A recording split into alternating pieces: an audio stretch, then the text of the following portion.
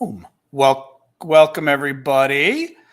Just trying to go live on TikTok here. They're making it difficult again, but you know them.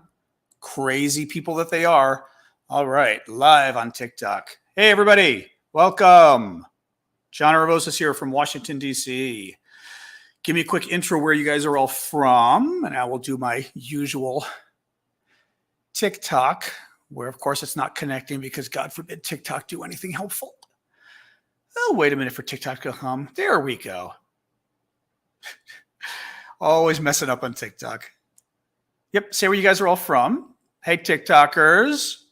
Hopefully you're all joining me. Mariah, you're the first person to join us. Welcome. Hey, everybody. Please introduce yourselves, where you're from. Hey, Canada, BC. It is another big news day, I know. Not a good one, necessarily, but a big one. Next to Cali, Ohio. Hey, guys. Ottawa, love our Canadians. Alaska, spent a lot of time in Alaska. Love Alaska. Alaska's very cool. What else we got here? I always got a... What was that? That wasn't a... I thought somebody said hi from Moscow. Maybe. You never know. Get a good VPN. You can join us. Hey, guys, I've got my glasses on so I actually can see TikTok. It's a little harder to read you guys without my glasses. I can read the YouTubers there much easier because they're further away. Hey, thank you for the duck, my first gift of the day. Thank you. Getting more appropriate as maybe not the duck, but the chick as we approach Easter. Hey, Ashley. Thanks, guys. Thanks, Dan. Vancouver. God, I've died. I've been always wanting to go to Vancouver. Oh, everybody's joining us. We take a minute to introduce where you're from. That way it gives folks a chance to join us, because especially, both of them, YouTube and I was going to say YouTube and Ukraine. YouTube and TikTok are our two biggest vehicles for getting folks. I do TikTok there. I do YouTube down there on my laptop, but it takes a minute or two for folks to arrive, so we just introduce where we're from to start with. It's my same old French sweater. This is funny. It's a wonderful sweater I bought at a gas station in France. It cost me 15 euros, so I bought two of them. I was like, it's a gas station sweater. Only in France can you buy cool sweaters in gas stations. And, of course, it cost nothing. So I got two. Now I wish I bought like 10 of them because that's my favorite sweater. Wales, lovely. Always want to go to Wales, too. All right, guys, we're almost there. Keep introducing yourselves a little bit more. And then, cue the Russians. That's somebody. Somebody just said on TikTok, cue the Russians. 3, 2, 1. Oh, my. It is. It's funny. I just laugh at it. I love the fact that, you know what it is? I think because I'm from the Midwest. We'll start in 2 seconds, guys. I promise. We're just letting folks come in, sort of introduce themselves. But I laugh because I was told that one of the things about Midwesterners, which is the central part of our country around Chicago, where I'm from, is when somebody compliments you on something, you tell them how cheap you got it for, because it's almost like you have to downplay it. Because you brag about the deal, but you also downplay the cost so that you're not being showy. So like I said, it was like a $15 sweater at a gas station in France. There's this thing where we try to be a little less showy. Midwesterners. Poland. Oh, Texas from Poland. That works too. All right, guys. Let's, we can start. Keep introducing yourselves if you would. I'm John Arvosis here in Washington, D.C., originally from Chicago. As always, I will summarize the news first, the stuff I think is the most important, and then I will switch to taking your questions. And usually that goes for a good 45 minutes.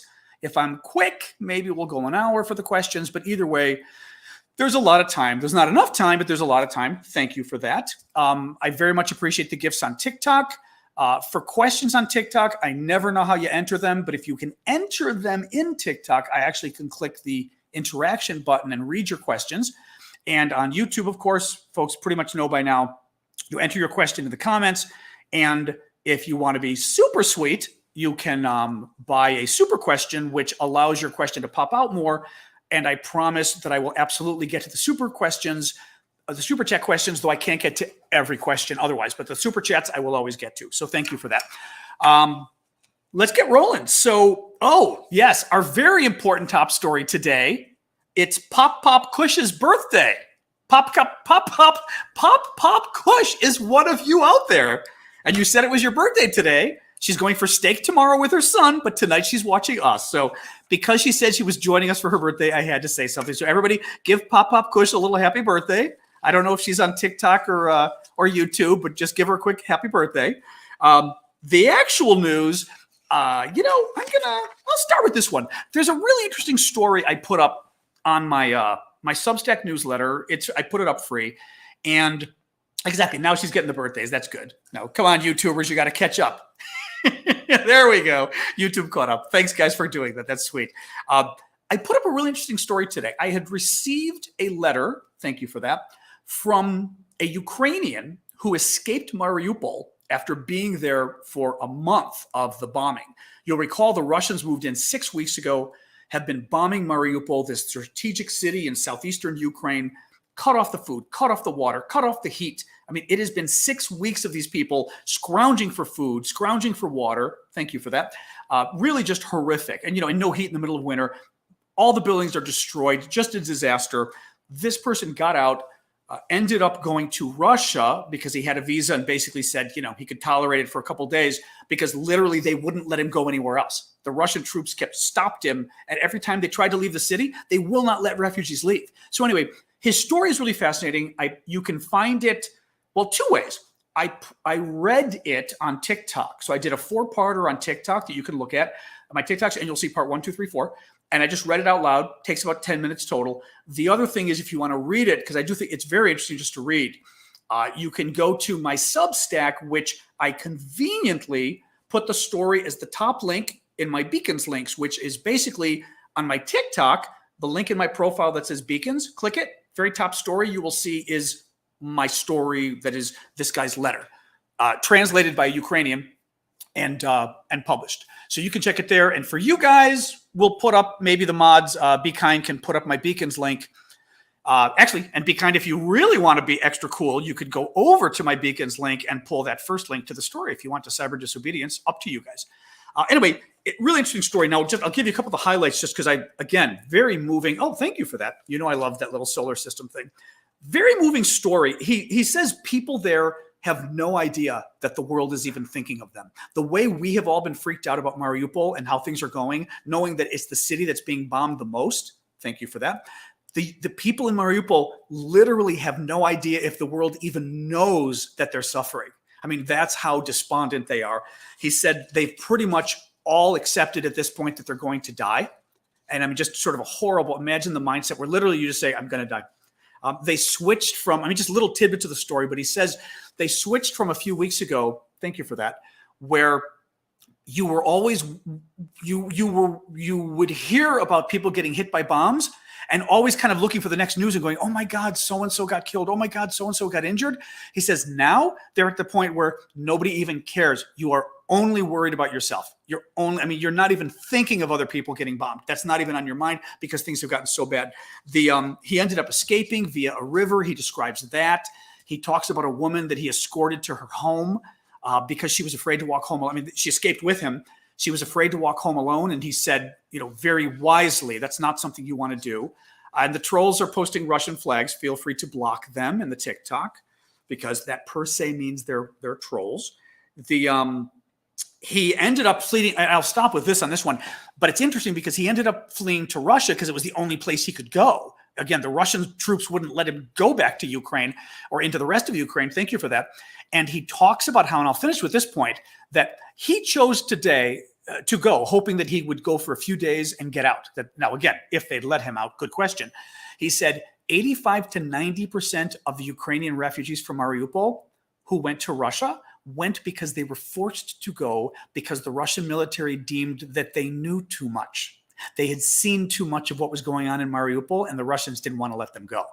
Now, that's scary enough, but imagine what that means in terms of when will the Russian military be willing to let you go if they think you know too much? I would think never. Very scary, very scary. Jump ahead to the train station attack. Obviously, another really horrific thing today. The latest number is 50 dead. This was in eastern Ukraine. The town is Kramatorsk. Eastern Ukraine, thank you. And again, the hearts are nice for these kind of stories because they're so bad. We do have some, I don't want to say feel-good stories, but positive stories today as well. But this one's really the big story of the day. It happened at 10:30 a.m. this morning, Ukraine time. 2 missiles came in. The Russians, of course, are blaming the Ukrainians. The Ukrainians are blaming the Russians. Thank you for the cake. But, there's a 99% chance it's the Russians, because this is what the Russians have not only been doing this entire war, this is what the Russian military does. They have a military strategy. And I was watching today one of the experts, a former CIA, not chief, but the head of the Russia bureau for our CIA, saying that this has been a Russian secret police intelligence service strategy forever to terrorize the citizenry. And the idea is literally it's intended to be, thank you for that, it's intended to be a terrorist attack on the citizens to scare them, to freak them out, to freak out their government, and basically to break everybody's will, to make the government and the people just so despondent because everyone's getting killed that they just give up the will to fight. Now, in Ukraine, because the Ukrainians are honey badgers, it's making them fight 10 times harder. So this is not a wise strategy, I think, for Russia and Ukraine, because people are getting more and more pissed off, and slowly, I think the world's responding as well. What was I going to tell you about this? Oh yeah, why I think it happened. So, to me, the first thing I heard about it this morning when I got up and I was looking at my phone, and I thought of 2 things. One, Russia was ticked off because yesterday it got kicked off that UN Human Rights Council, and it doesn't have much substantive impact, but it's very embarrassing. Only one other country has been kicked off the UN Human Rights Council, and that's Libya, back in 2011 under Gaddafi, who was a murderous nut. So not very good company for Vladimir Putin. The second thing is, I think they're doing it in response to Bucha. The Russians were angry. Remember I told you about this? They were angry. They called it a provocation that they were accused of all the atrocities in Bucha, which we know they did. Bucha is the town we found out about last weekend, where the Russians occupied it for, I think, 20 days or so. And while they were there, killed countless numbers of citizens, even had citizens with their hands tied behind their back and executed them, summarily executed them. Stories of people watching their parents get shot down. I mean, just horrific stories there. And the Russians were upset and said, it's a provocation to accuse us. I would not be surprised if they didn't do this as basically going, meh. We're going to do it anyway. In Greece, we say "neh." That's what I was saying, Greek "neh," but kind of like a, pox on you kind of thing. And frankly, one thing that does worry me about this is, we've done more sanctions after they did Bucha, but I didn't feel like we went to a whole nother level of response after Bucha. And that worries me. Hold on, I'm going to turning my light down a little because it's a little bright for me. There we go. That's much better for my eyes. But I didn't feel like we did enough. And I feel like, unfortunately, even though we're doing a lot for Ukraine, I feel like the message we're sending is, you're not really being treated, Vladimir Putin, you're not being treated that much different if you bomb civilians or if you bomb military. So what the hell, let's bomb civilians. But I think that's the mindset. Oh, the last little thing. Now, this is interesting. I had heard a report this morning and then read something separately in the New York Times. I think it was the New York Times, saying that a railway worker at the station in Kramatorsk that was bombed today says now, mind you, the officials said there were 2 missiles, okay? He says he counted between 5 and 10 explosions. Now, that would mean that if they used only 2 missiles, that they used missiles that opened up and spread more bombs. Those would be cluster bombs. Now, I did read a report this morning of somebody claiming they thought it was cluster bombs. That eyewitness account saying there were 5 or 10 explosions means it could have been a single missile that had 5 bombs inside of it. So who knows? Let's move on. Now, good news, Britain, and very interesting with this. Boris Johnson in Britain, the prime minister, has been really quite hawkish. I don't want to say hawkish. That almost makes it sound bad. Has been quite firm about Ukraine and has been, I would say, one of the strongest voices, maybe, short of Eastern Europe. I mean, we know the Baltic states and Poland have been like, boom, very strong about what's going on. Johnson, I would say, in England has been, in the UK, has been the other really strong voice. It's kind of unfortunate, actually, that they had Brexit, because we could use somebody like him within the European Union. Thank you for that. It's funny. I'm always having to think because it looks like drag. But we could use somebody like Johnson in the European Union, kind of filling the power vacuum, because I think there is a power vacuum right now. Macron was trying to fill in, but Macron was doing it. Actually, I think his election's this weekend. Macron was doing it because, to be the peace guy. He was the peacemaker. He kept meeting with Putin. Well, that didn't work, and you kind of have heard less of Macron at this point. Remember, Macron even got upset at Biden when Biden said, my God, we cannot let this man remain in power. Macron's kind of been silent now because I think, I don't think it's embarrassing. I think it's important to try diplomacy, but clearly the diplomacy didn't work, so he's gone. The German chancellor did a lot of good things, now is being more wishy-washy, or wobbly, as Margaret Thatcher would call it. He's being a little more wobbly, especially about energy and things. You need somebody in the EU who's got a stronger position, meaning one of the big economies, France, Germany, England, to step up. And unfortunately, the UK is no longer in the EU. So that sucked. But the Baltic states have been, as I said, the Baltic states have been amazing, as have Poland. I just would have liked one of the top powerful countries, the biggest economies, to be sort of the stalwart. In any case, the reason I brought this up was the British announced fresh shipments of an anti-aircraft missile known as Starstreak and 800 anti-tank missiles. The defense minister said that Britain would also provide Ukraine with armored vehicles. So that's good. They're getting more weapons. Another good news, although I'm seeing a little bit of varying stories on this, Slovakia, which borders Poland, which borders Ukraine, is sending S-300 anti-aircraft systems. Now, the S-300 is very interesting. It is used for shooting down cruise missiles and planes. It's Soviet-made. What's nice about it is it has an incredible range. It can shoot up to basically 80,000 feet, which I think, I'd Google this, I think it's 27 kilometers. That, and one of the military guys actually on TikTok, I think, was saying this, that's pretty much as high as you go unless it's a spy plane. A spy plane might go a little higher than that. I think I even read spy planes might go 90,000 feet, I think.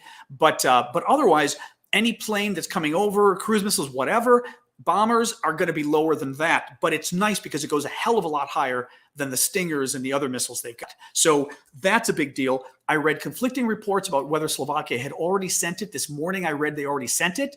This afternoon I read they're sending it once they get the replacements from the U.S. 3 of the replacements already arrived, I had read, the Patriot missiles, and a 4th one was just arriving. So a little bit of mixed story on whether Ukraine got it or not. But either way, that's excellent news.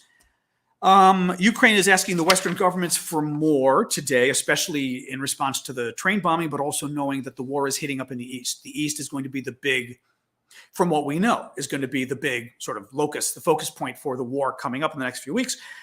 Ukraine's government's asking us to provide more, this was interesting, asking us to provide more modern NATO-made weapons rather than the Soviet-made weapons that they've been giving them previously.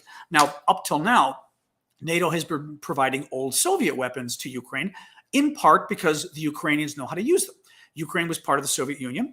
They became independent because the Soviet Union dissolved in 1991, and they inherited a lot of Soviet weapons that they had at the time. You've also got countries like Poland, Slovakia, well, all of them, Czech Republic, Slovakia, Poland, the Baltic states, everybody who was either part of Russia or part of the Eastern Bloc, part of the, behind the Iron Curtain, meaning a country that was basically an ally of the Soviet Union, but by ally, you mean they were captured. They were kidnapped. They had no control over their government. The Soviets ran them. All those countries had Soviet weapons. So you've got a lot of the Eastern European countries that still have Soviet weapons, can give them to the Ukrainians, and the Ukrainians already know how to use them because they too have Soviet weapons. So that's a good thing. Now, the problem is they're very old weapon systems. They often have problems. Finding ammunition to replace is hard. And the Ukrainians are kind of fed up at this point and saying, would you give us some of your new weapons, NATO? NATO has not done that, or not done that too much. Obviously, we've given Stingers. Stingers have been around for a while, though. I mean, we gave Stingers to the Mujahideen back in the 1980s, so that's been, 35 years, 40 years. Nonetheless, anyway, that's what they're asking for. So very interesting. I'm almost done here, actually. There wasn't too much today. There was the big train story, but there really wasn't a lot otherwise. CNN is reporting, this was interesting. Okay, initially their story was vague, that 169 Ukrainian National Guardsmen who were guarding the Chernobyl nuclear plant were kidnapped by the Russians and taken back to Russia. Nobody knows where they are. Now, what they also did, the Russians apparently, before they left, because remember the Russians pretty much got forced out. The Russians' initial strategy was to come down, invade Kyiv, the capital of Ukraine, which is in the north of the country, come down from the north, take over Kyiv, and within 3 days, the war is over, right? The capital would be taken over by the Russians. Done deal. Well, didn't work out that way, obviously, and the Russians finally totally pulled out. I believe, according to our intelligence now, the Russians are gone from northern Ukraine. They're gone. Doesn't mean they may not come back. Doesn't mean they may not launch cruise missile attacks on Kyiv, but at least in terms of troops coming down, they're gone. They're all in the east now. They're trying to take eastern Ukraine, Kharkiv, all the way down. So, and basically annex it to Russia is the thought. Now, what is interesting about Chernobyl, so remember at the very beginning of the war, because, all right, Ukraine, Kyiv near the top, Russia near the top, Chernobyl between Kyiv and Russia. So all of this is within a couple hundred miles. It's not much. So the Russians, when they were coming down, they had to go by Chernobyl, but they didn't have to bomb Chernobyl. Well, the Russians chose to bomb Chernobyl, freaked everybody out. Remember, the power got cut off. They literally were shooting at the plant. I mean, shooting at a nuclear plant. It was insane. The workers there were freaking out. Well, the Russians ended up taking over the nuclear plant. They moved a bunch of their supplies inside so that the Ukrainians wouldn't bomb. I mean, in other words, using a nuclear plant as a human shield or as a nuclear shield, ridiculous. Well, anyway, they leave. Before they leave, because remember how they had the staff like for 4 weeks, I think they kept the staff on staff, not the guardsmen, the other staff too. Because the plant takes like 100 people or something, or 150 to operate, because even though the plant doesn't work anymore, this was where you had the nuclear meltdown. So there's a big cement dome over the meltdown area. That has to be monitored daily. There's also a lot of spent fuel rods, nuclear fuel rods that are cooling off. They have to be checked too. Oops, Starry Night, did I? Oops, sorry. Okay, I'm not sure. I will check if you can. It says see question, but I didn't see the question. Oh, there it is. I see. It wasn't highlighted. Sorry about that. All right, I'll pull it up. I'll get to it in one quick sec. So in any case, what they did was the Russian soldiers get ready to leave. They go through the staff area first where the staff's been sleeping. They loot the entire area, steal all the staff's money, steal their computers, laptops, anything they can find, grab a bunch of computers from Chernobyl itself, and then go back to Belarus and then Russia, stealing everything. The other little story was CNN finally got to go to Chernobyl in the last couple of days, brought a Geiger counter, and they did, in fact, find, for example, some Soviet rations, some food rations that were, they put the Geiger counter on it 50 times the normal radioactivity. Now, from what they were saying, this isn't enough to per se get you sick, if it happens once, but if you're exposed to this over 30 days, and we know the Russians had a lot of interaction with the dangerous area in Chernobyl, you could have a problem. Let me jump to your question, and then I got 2 more things, both of which are relatively good things, which is good. Starry Night asks, do you think NATO doesn't want to hand out NATO specialized weapons to Ukraine because NATO doesn't want Russia to know how well they are? Well, okay, it is certainly possible that some of our weapons we don't want Russia to get their hands on. And we may for example, the beginning of the war, everybody thought Ukraine was going to get beaten in 3 days, right? So I understand we got it all wrong, but I understand at least the thinking. If you think Ukraine isn't going to win, you don't want to send your best weapons for the Russians to get their hands on and go, "Ooh, we've always wanted that weapon to, reverse engineer," right? So that's certainly possible. It still is a concern. I wouldn't know which weapon systems. Somebody in the military would know better. I do know that I keep seeing, former generals and former colonels from the American military on TV who are saying we can and should do more in terms of what we're giving Ukraine, that basically they don't believe we're giving them enough. So that's interesting to me. But sure, that can be one of the reasons. Yes, it absolutely can be.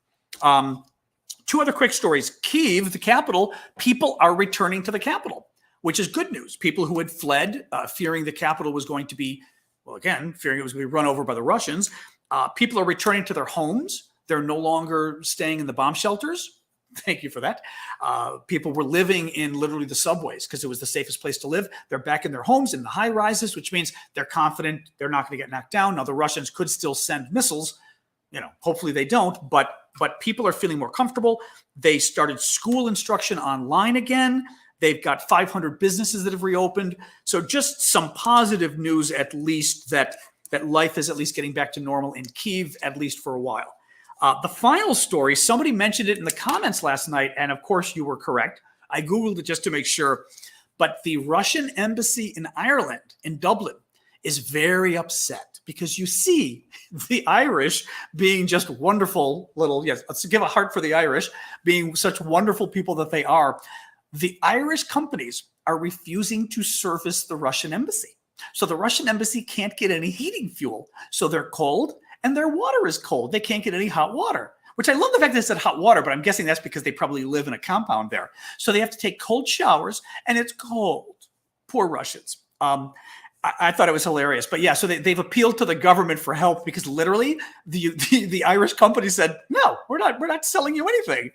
I thought that was fabulous. That made me laugh. So like I said, I was going to end on actually, and there's one other story. I didn't Google it, but because it happened a month ago. Remember?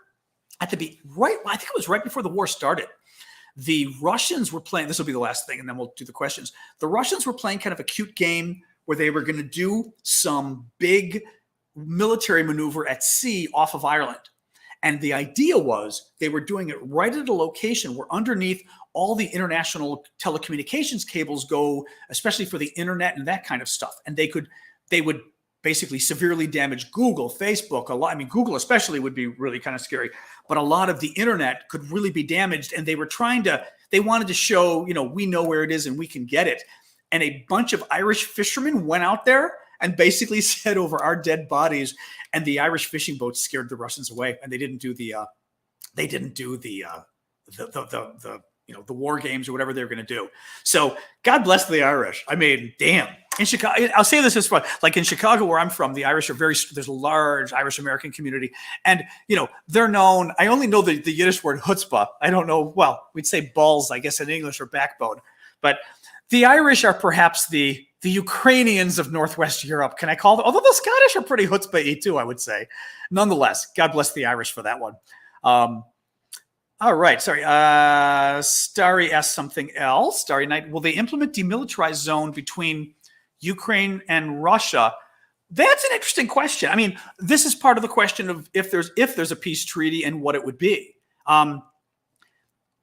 Well, here's the problem, I guess. I was going to say it wouldn't be bad to have a demilitarized zone, but if you're in Ukraine, you may not want a demilitarized zone between, for example, if Russia doesn't give up Crimea, which is the peninsula in southern Ukraine that Russia stole from Ukraine back in 2014. Well, if I were Ukrainian, I don't know that I'd want a demilitarized zone there because I'd kind of want my troops as close as possible to the land the Russians stole so that maybe I can get it back, right? So that I'm not so sure. The rest of it, yeah, I would want demilitarized zones so that at least it was, it helps. I mean, it would help. I don't know how much of a demilitarized zone, whether the Russians would even do it. The Russians wouldn't agree to it unless they're put on the defensive. And let's see in the next few weeks. I think, from what I'm hearing, people seem to think it's going to take 3 or 4 weeks. Okay, we'll see. Steve Bartlett question. Sorry. Here's Steve. Thank you. You know what happens too? I will say, sorry, but real quick, but when I'm in any case, wait, so it depends on what the relative positions are. It looks like in the next 3 to 4 weeks, the Russians are regrouping and then the really bad stuff happens, although it could happen earlier. But from the experts I've been seeing, they keep saying we've got 3 to 4 weeks to really resupply the Ukrainians. And let's hope to God we do. Just so you know, some of these questions go by so quickly that when I'm in the middle of telling a story, it doesn't even show like on my screen at all. So I apologize for that. Be kind. Steve Bartlett's question was, are there Russian ships in the Black Sea? Yes. And does Turkey deny? Well, that's the question, though. So there are Russian ships in the Black Sea. Mind you, okay, Black Sea, I always want to try to get down for that crown. It never works. They ought to put it higher. That's the one thing they don't put higher. Black Sea, big body of water, south of Ukraine, west of Turkey. Russia's also on it. Well, even before they stole Crimea, Russian was on it. Thank you for that. I forget. Romania might be on it. I sort of forget who Bulgaria. I always forget who the other countries are that are on the Black Sea.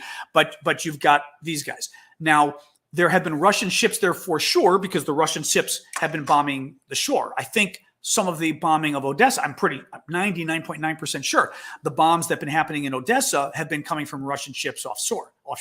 So probably, cruise missiles and things like that. Now, the question of does Turkey deny all entry to the Black Sea, NATO, and Russian? We had heard several weeks ago that Turkey had agreed to to enforce the treaty or whatever it's called that sort of gives Turkey the rights to govern the entry and exit from the sea there. That in times of war, Turkey has the right to cut off entrance and maybe exit, but certainly entrance to that area of countries who are belligerents in the war, which includes Russia. Now, I don't know. I remember reading the other day that there were some Russian ships in the Mediterranean kind of heading that way. I don't know if anybody's got any updates on whether Turkey actually has been enforcing that or whether they let more Russians move in. It would mean that the Russians, even if Turkey enforced it, Russia's going to have some ships anywhere because of, the Crimea port. Is that Sevastopol? I always forget. I think that's the name of the port there. Thank you for the disco ball. Twice. Thank you. Brenda. Yeah, Brenda. 3. Brenda, you're crazy tonight. Thank you. Sorry, Brenda on TikTok keeps giving me the disco ball, and now the C from Ali. Thank you guys. So I don't know whether they're denying the entry, but I'd like to say they were. The question is whether they still are. Rob Thomas, thank you for that. Sorry about that. It literally flew off the screen, guys. Did I miss any other questions here? Tell me. Otherwise, I'm going to jump to TikTok and grab a question. All right, if I missed any other questions, tell me, guys, here, obviously. Sorry about that, and let me grab a TikTok question. There you go. Thank you for that, Be Kind. Appreciate that. All right, TikTok questions. That's a good question. Smedley asked if Putin is hiding or keeping a low profile. I think he's keeping a low profile. But, part of it with Putin is he's notoriously paranoid. So it's not like he wants to be seen in public. I think, he's still he may not be afraid of, actually, he probably is afraid of America coming after him, I would think, even though I don't think we're going to try to kill him because that actually could lead to World War III.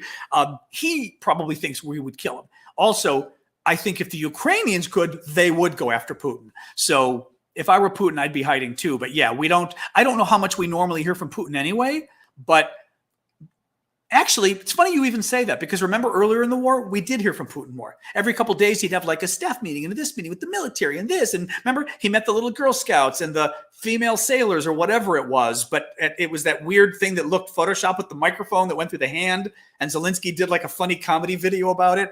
We were seeing that all the time. Now we don't see anything, which is weird. Teeth are good today. That's a long-term prospect. We can talk about that in the fun Q&A we do afterwards. Lori Keene, do you think Russia trying to get the Donbass by May 9th? Sure. Yes.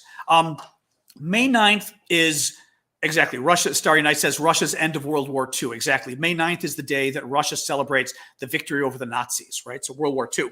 And one second. There was already some rumbling. I don't remember if the Russians said it outright or what, but we had heard that the Russians wanted to end the war by May 9th so they could claim victory over the Nazis again, right? Because they're claiming all the Ukrainians are Nazis, using that as their excuse for going in. Now, I don't know anybody who thinks the war is going to be over by May 9th. In part, thank you for that, Rob, by the way. If you had a question, make sure you add it. But if not, thank you. The problem is, I was just telling you earlier, I mean, the experts that I'm hearing from are saying that it's going to take, 3 weeks maybe for Russia to sort of solidify its forces and to regroup after being beaten in the north. Well, 3 weeks, today's the 8th, that puts us to more or less May 1st. I mean, is Russia going to win in 9 days? I don't think so. I mean, let's see what happens. I mean, it could go either way. Russia could get beaten. The Ukrainians could get beaten in the east. I mean, we just don't know. I've seen some of our generals very concerned about what's going to happen out there in the east. I've seen other military analysts, meaning concerned for the Ukrainians. I've seen other military analysts who think the Ukrainians are doing so well they're going to beat the Russians to pulp. So who knows? But I think, May 9th is a bit silly. But now the final point I'll make is that doesn't stop Putin from declaring victory by May 9th. Putin is still going to, on May 9th, say, oh, we have cleansed Ukraine of the Nazis and blah, blah, blah, blah, blah. He'll just make up a bunch of lies. I mean, the whole war is a lie anyway. So what's going to stop him from lying again about victory? He will. But we certainly want to be able to deny him any big victory by then. Thank you for the little pandas. All right, another question. Remember, folks, add the questions to the Q&As because they're easier to see. Well, this is a good question. It deals with the war crimes.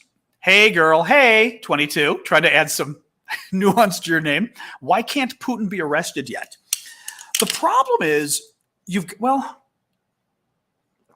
main thing you'd go after him is war crimes. The problem is proving war crimes, believe it or not. Thank you again for the panda. Because, for example, even today's crime, where the 2 missiles hit the train station. Thank you for that. The missiles are a missile that the Ukrainians and the Russians lose, right? So, use. So that's the first problem. Secondly, did the Ukrainians send it or did the Russians send it? Well, obviously, we all think the Russians sent it, but is there a 0.00001% chance that not just one, 2 Ukrainian missiles just happened to blow up the train station? I mean, to me, that stresses all credulity, especially 2 missiles. 1 missile is a mistake. 2 missiles is not a mistake. That's on purpose. But nonetheless, if you're going to go after somebody for war crimes, you're doing it in a court of law. So it's not just us doing it, and thank you for the fireworks. It's not just us doing it amongst ourselves. You can imagine if you're in a court of law, they would say, yeah, there's a missile there. How do we know it's Russia? Well, blah, blah, blah, blah. We've got this evidence. We've got radar. You got to prove it. Then the bigger problem becomes who's responsible. Are the soldiers responsible who fired the missile? Well, you've got to figure out whether they did it on purpose. Thank you for that. Whether they hit the train station on purpose. Were they trying to hit something else? Thank you for that too. And they accidentally hit the train station. I mean, it's not a crime against humanity to accidentally kill civilians when you really were trying not to kill civilians. The problem is the Russians don't try to not kill civilians. They try to kill them. Oh God, I didn't even mention that. That's true. I forgot to even mention the side of the... How could I have forgotten that? I just saw somebody. Thank you, whoever mentioned it on TikTok. The side of one of the missiles said, was it Za? I think Dzieci. I always said Dzieci. Dzieci is child. Dzieci is children, and so it said for children or for the children. What people are trying to figure out is, was it really nasty that the bomb meant this bomb is for children, right? Or I think more likely the second is that it was in memory, in revenge for the children. Now, thank you for that. One of the big lies that Putin puts out there is that Ukraine has been killing Russian children in eastern Ukraine for years now, and that's part of the reason Russia had to invade and all this kind of crap, right? So that easily could be what it is. And what one of the observers said today, which I thought was very smart, she said, if you were just firing at a strategic, like you wanted to hit some train tracks because the trains are important and blah, blah, blah for transporting the troops, you wouldn't put a message that says in revenge for the children on your missile, right? I mean, you wouldn't put that on some missile simply going to blow up some train tracks. You would put that on a missile going to blow up other children. I mean, you'd trying to do carnage in revenge for carnage, in essence. So she said, it sure sounds like a confession that that's what it's about. Not to mention, and I'll say this final point, if it's the Ukrainians, why would the Ukrainians write that on their own bomb? And the Russians are saying, everything that happens, the Russians say, oh, the Ukrainians did it on purpose to embarrass us Russians. And, yeah, sure. Yeah, whatever. Diamonds and Jeep Gal says, why hasn't Ukraine taken any strategic measure going after Russia now while they are regrouping? I'm not sure what you mean. I mean, there's a couple things going. I mean, there are already Ukrainian forces in the east, and because there were 2 things going on. Ukraine they're in the east. There's fighting down in the south because you've got where Mariupol is, which is all along the Black Sea in the south. That whole area, the Russians pretty much took a lot of it, but they have not yet taken Mariupol. That's why it is a very strategic place. There's a ton of fighting going on there.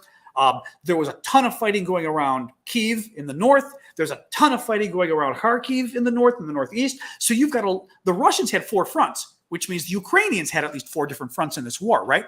So they can regroup, but keep in mind, the Russians, they're saying it's going to take them like 3 weeks to regroup and get their troops to the east. Secondly, a lot of their troops are burnt out and can't make it anyway.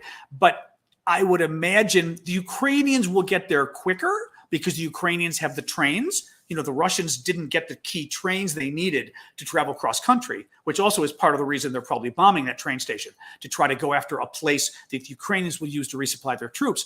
But But the Ukrainians are already there fighting. And one of the big concerns actually is if the Russians can get their act together in the next month, can they, coming down through Kharkiv in the north, coming from the south, if they can capture Mariupol, coming like this and basically forming together with their troops, because what's east of them? The Ukrainian troops. So pretty much cutting off the Ukrainian troops from their supplies at Kyiv and everywhere else. So they're fighting, and I think they're trying to regroup. Not trying to group. They're trying to do as much damage as possible, but this is why our military experts in the West have been saying we've got to do everything we can right now to get them every weapon possible right now so they can do the fighting right now when the Russians are still on the run and regrouping. So there you go. Javi, I still owe you an email back. What do you think of Ursula von der Leyen's? Oh, you always drop these names on me, you Europeans. You're so bad. She was the EU person that showed up. Is she European Parliament? Or was she head of the EU? One or the other. Tell me in the comments. But Ursula von der Leyen's in-person visit to Kyiv, could it indicate that NATO European leaders are becoming less worried about Russia's military capabilities by visiting in person? I think it certainly shows that they're less worried about visiting Kyiv. Yes, right? I mean, the Pope had already been talking about going. I wouldn't be surprised if that happens now. I have European Parliament. Okay, thank you. I thought it was the Parliament. Yeah, I was going to say it wasn't the Union. It was because as an American, the European Union, we pretty much get. The European Parliament is still kind of an enigma as to what that does. But I guess the European Parliament probably writes the laws that govern the Union overall, so maybe it does make sense. In any case, so sure, yeah. I mean, her showing up shows we've got more confidence. It's also a bit of a snub to Putin as well, showing like I'm not afraid to show up here because you don't even control it anymore. And actually, I saw some talk today of whether Biden would go. There wasn't talk about Biden going, but there was talk amongst the pundits of it would really be good if Biden went to Kyiv and basically gave a John F. Kennedy Berlin Wall speech or even Ronald Reagan Berlin Wall speech in Kyiv. And I think that would be very true. I think Biden ought to go, but who knows? But yeah, I think it means they're less worried. By the way, it could also mean because in Europe, we know that there's divergent view. For example, Germany, the German defense minister comes out and says, we need to cut off our Russian oil and gas. The German government chancellor then goes, no, no. So we know that you've got differing voices within Europe kind of pushing each other. She could be, I don't know, is she more hawkish? That also she's doing it to try to build up a little more publicity, her own marketing to kind of push the argument we've got to help these people. It could be political in nature in that regard as well. Did I miss anything or was Harvey's the question? All right, guys, tell me if I'm missing anything. Otherwise, I go back to TikTok question. I got a headache tonight. Not sure why. New peace talks? The peace talks are in trouble at the moment, just because of the Bucha bombing kind of put things on hold. I don't want to say on hold, but there's been no talk of anything this week because of that, because of the humanitarian, not Bucha bombing, the Bucha murders. The Russians having killed all of these poor Ukrainians in the town of Bucha when they were occupying it. So Chernobyl, I had done the video and then found out afterwards that initially, I'd done a video about this, about Chernobyl. Jack Hudson asks, what they took were the National Guardsmen who were working at Chernobyl guarding it. So the guards at Chernobyl were National Guardsmen. Those are the people that were taken. It looks like the actual Chernobyl workers were not taken, meaning the scientists and everything else. I'm still seeing mixed stories about that, though, so I thought that was a little weird. The letter got out. I don't know. If you mean the letter that I published from the Ukrainian out of Mariupol, he got out of Mariupol. By the letter, it sounds to me like he's still in Russia. So I would not want to guess since he's there or she's there, and I would not want to put their communications at risk. But you could certainly hazard a guess yourself as to how one might get things out if you're tech savvy enough. Stephen Bartlett, Ukraine said to boycott the Red Cross. Shall we still do that? Ukrainians are pissed at the Red Cross. It was funny. When I mentioned my fundraising stuff I was doing, and then here, as the sun goes down now, I can lower the light to give me less of a migraine. There we go. I was talking to Vlad the other day about the fundraising we were doing and everything because, I've been buying the medical kits myself and sending them to a Ukrainian charity. They're sending the medical kits to Ukraine. But Vlad's been our coordinator for the actual humanitarian aid in Ukraine, food, helping people with housing, things like that. And somehow I mentioned the Red Cross. Oh, I know. I mentioned the Red Cross. Thank you for that. I mentioned the Red Cross not being able to get into Mariupol. And I think Vlad thought I meant, let's give some of our money to the Red Cross. And he went, no, not the Red Cross. They're horrible. The Ukrainians cannot stand the Red Cross now. Part of it was there was a lot of, glad handing, like, hey, how you doing, between the Ukrainians and the Russians a few weeks ago. The Red Cross head and the Russians goes to Russia, meets with Lavrov, the foreign minister, and, the big glorious halls. And they're standing in one doorway, shaking hands, going like, hey, posing. It was gross. Posing for these photos, absolutely gross. And they were talking about setting up like a Red Cross center in Rostov-on-Don, which I believe is the area we're probably talking about, where the letter I published on my Substack today, and that I did some of the TikToks on, of the guy that escaped from Mariupol and ended up going to Russia, and said 85 to 90% of the Mariupol people he was with got basically kidnapped and forced to go to Russia. The Red Cross was going to open an office there, and the Ukrainians felt basically an office there to help with the people Russia kidnapped. And it didn't come across as being like these poor people are kidnapped, we've got to help them. The Red Cross people felt were basically legitimizing the kidnapping. Oh, these are refugees who chose to go to Russia, let's help them, when in fact they were kidnapped. And again, I just thought it was an interesting point in that letter that the guy sent that I posted today, who escaped from Mariupol, where even he said 85 to 90% of the people he was with did not fully realize that they were going to Russia and they were being kidnapped. They didn't know where they were going, but they didn't want to go to Russia. And once they found out, they were not very happy. So, I shouldn't even say interesting, horrific, really. I would, personally, because of all of that, there's a lot of other charities I wouldn't give to the Red Cross right now. I must say, after my experience with the United Nations, and you guys got me talking about that last night or the night before, I'm not doing it again tonight, but I worked at the United Nations. I think I saw my favorite hat there. Thank you if I saw it. I worked at the United Nations. I was at UNDP, United Nations Development Program. It's a horrific organization. Horrific employees, spoiled, corrupt as hell. Your money goes there, and where I was working, most of the money went towards trying to convince countries to give us even more money. And I'm like, are you kidding me? You're giving us hundreds of millions of dollars for us, or whatever, for us to spend lobbying you to give us even more money. I am not a fan of international organizations anymore as a result of that. So personally, I would never give to the Red Cross. And especially after what the Ukrainians are saying, I don't trust any of the big groups. I would try to find probably some smaller charity that is helping. That's why I've been raising the money and just shipping stuff through some of the Ukrainian charities, or having Vlad, God bless that we had Vlad there, this Ukrainian that we know, and he's been able to actually help people in person, which has been nice. So literally, he's found people in need and given them money he helped one woman escape from Kharkiv, where the Russians are bombing, helped her and her child get out of town. She did this wonderful video that we put on TikTok. But personally, I'd rather give $100 to help something like that, where I know it's real, rather than it's going to a bunch of staff. Having said that, in the end, if there's nowhere else to give, you can give to some of the big international organizations. But personally, actually, one of the other videos I put up is a Ukrainian group. I put it up yesterday, the day before, recommended by the Today Show, which is a very popular TV show here in America, so very credible. And it's one of 5 groups that they recommended for helping animals. And it was the only group that is actually an animal group in Ukraine. And I think it's called You Animals, which sounds kind of funny in English, but like the letter U Animals, like Ukraine Animals. But I did a video, and in the video, I gave the PayPal address for them. They are credible according to the Today Show, and they're literally helping provide food to zoos and shelters. And they even had photos up on their website of them going into the city and literally handing out cat food to people.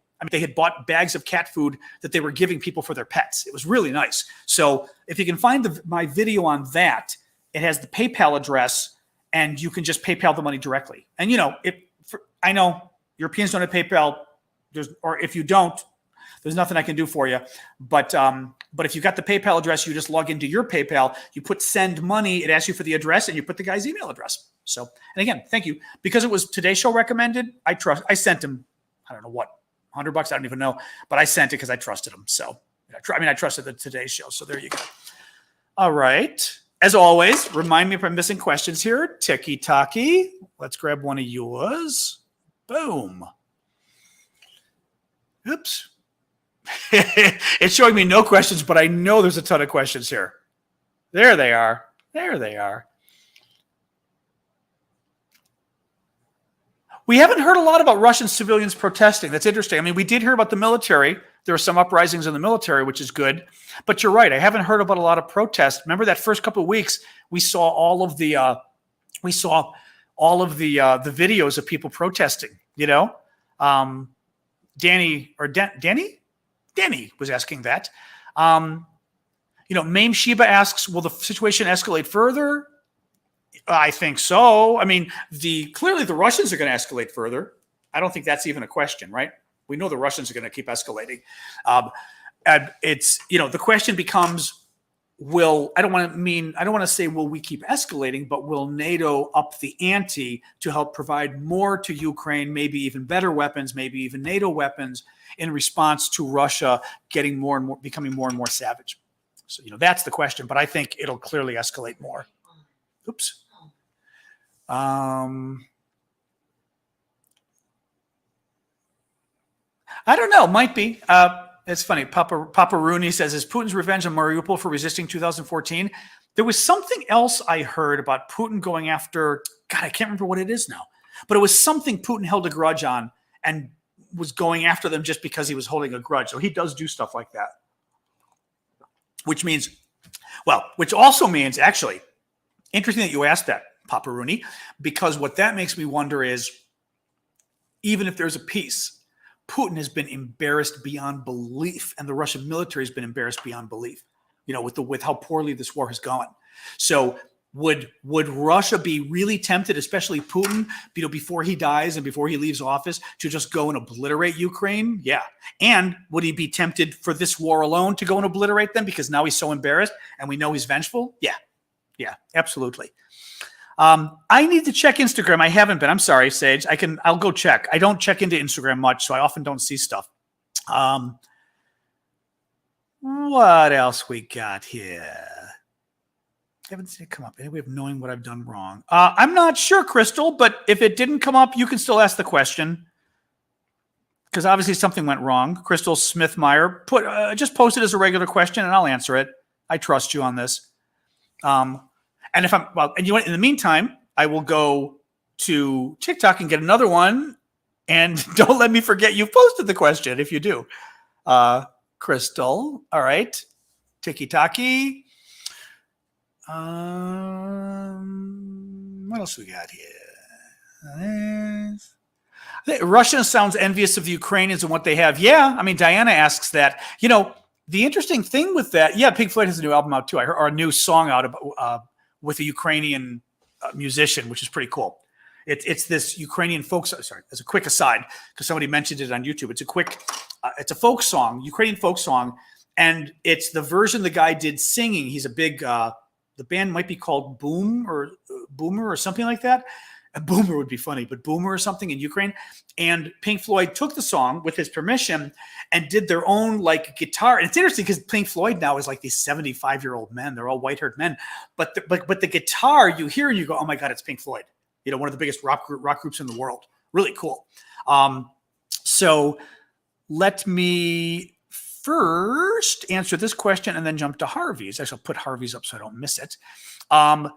Russia sounds envious of Ukraine. Yeah. I mean, that was one of the things we've been finding. You know how I mentioned previously in other shows that we have been intercepting Russian communications because the Russians are doing such a bad job that they're talking on open microphones and open walkie-talkies and open radio. So Ukraine and Germany and others, I think, have been able to intercept, probably England too, because the UK does a lot of intercepts of Russia stuff. And they're finding that the soldiers are just blown away, the Russians, as to how nice things are in Ukraine. partially because they were told it was a land run by Boombox. There you go. I knew it was Boom something. Boomer. Thanks, Stacey. I knew it was Boom something. But the name of the Russian band, or the name of the Ukrainian band, excuse me. But they're saying that the Russians have been kind of blown away as to how nice things are in Ukraine. And by the way, it would, the fact that the Russian troops keep stealing washing machines and TVs from the homes of the Ukrainians means that I mean, a TV is a bit obnoxious, but TVs get expensive. But like, you don't have a washing machine? But I guess maybe everyday Russians don't have washing machines. I don't know, but my God. I mean, I remember my grandmother, doing the clothes by hand back in, oh God, this had to be the late 1960s, I'm guessing. She had a washing machine. Well, it was an electronic washing machine, though. It was an electronic washing machine that the water, it would, like, you'd look down in it, it was round, and you'd see the water swish back and forth. And to wring out the clothes, it had an automatic, this was a hand wringer, and you turned it and these two wheels spun and the clothes would go between it to squeeze the water out. And the other thing is my grandfather had a mechanical lawnmower that was one of those lawnmowers that doesn't have power. This was before green energy. This was just because didn't have an electrical lawnmower. So I think of that when I think my Greek grandparents, when I think of stuff like that. Harvey Kittle asks, what do you think about the British Foreign Secretary, Liz Truss? There you go, Harvey. Exactly. Now, for the rest of your life, you have to do that. Assume people don't know what the names are and tell them.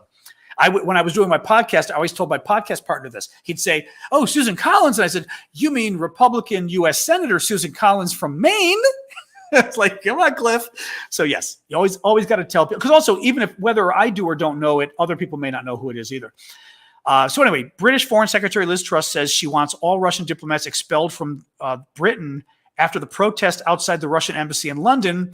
Oh, that's nice. I attended. It was great. Now, was this the protest where apparently people were bringing frying pans and stuff at the protest outside the embassy?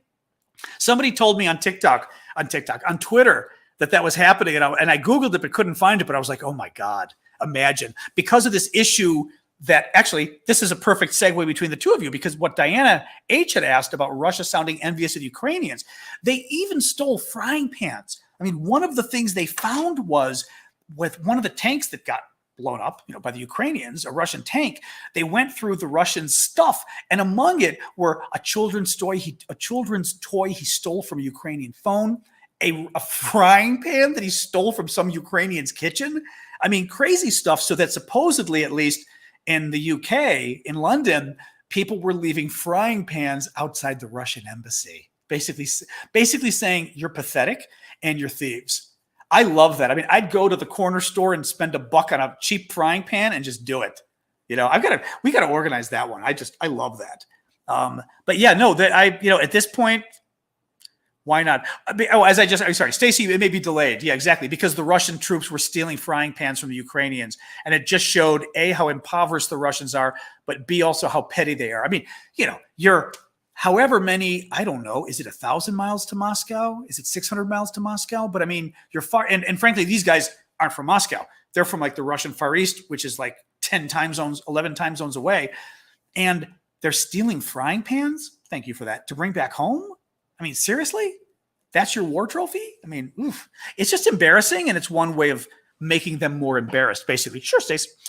As always. Oh, no, sorry, but who was it? Was it Beverly? Who was it that was trying to put the question up? Somebody tried to put a question up and didn't know how to do it, and now I don't know where her question might. I told her to send the question anyway. I don't know if you can find it now. Okay.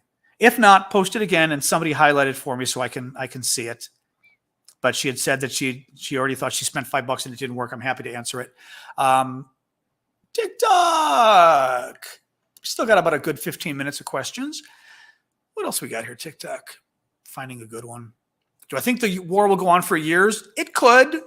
It could. I mean, the thing that will be interesting is whether it becomes a guerrilla war. And what I mean by that is, does Russia succeed in taking over eastern Ukraine, and then the Ukrainians just say, that's it, fine.